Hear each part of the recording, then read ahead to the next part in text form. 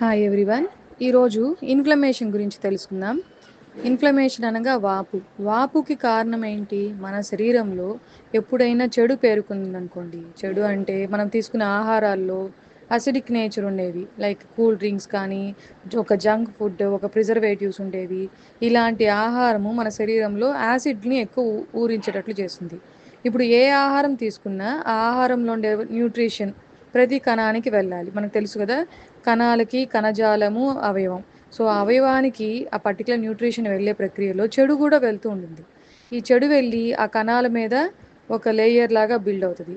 ఈ బిల్డ్ అయినప్పుడు అదే సెల్స్ మీద ఈ వేస్ట్ లాగా అక్కడే ఉండిపోతాయి. సో సెల్ యొక్క ఫంక్షన్, దాని యొక్క పనితీరు తగ్గిపోతుంది. ఎప్పుడైతే సెల్ ఫంక్షన్ తగ్గిందో, ఈ సెల్ ఫంక్షన్ తగ్గినప్పుడు అది రోజు అవి చేయాల్సిన పనులన్నీ కొన్నిగా తగ్గిపోతాయి.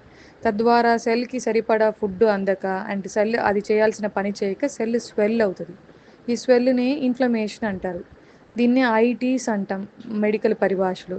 సో ఐటీస్ మీరు గమనించవచ్చు: గ్యాస్ట్రైటిస్, ఆస్టియో ఆర్థరైటిస్. గ్యాస్ట్రైటిస్ అంటే మనకి యాసిడ్స్ గ్యాస్ట్రిక్ రీజియన్లో ఎక్కువ ఉంటే గ్యాస్ట్రైటిస్. ఓవరీస్లో కూడా ఇప్పుడు మనం వింటున్నాం పాలిసిస్టిక్ ఓవరీ డిసీజ్, సిస్టైటిస్.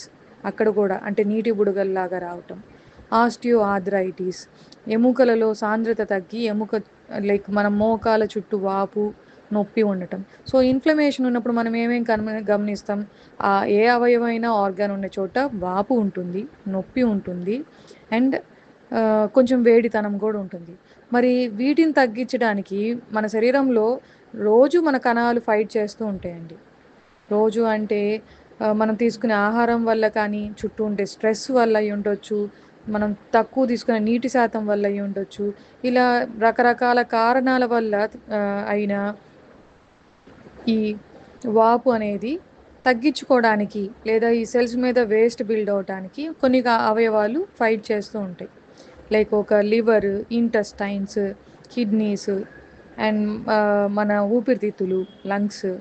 ఇలాగా ఈ చెడుని ఏ రోజుకి ఆ రోజు పంపిస్తూ ఉంటాయి. ఈవెన్ చర్మ గ్రంథులు కూడా, స్కిన్ పోర్స్ ఓపెన్ అయ్యి ఈ చెడు వెళ్ళని పక్షంలో అది వాపుగా మనకి బయటేస్తుంది. ఓకే.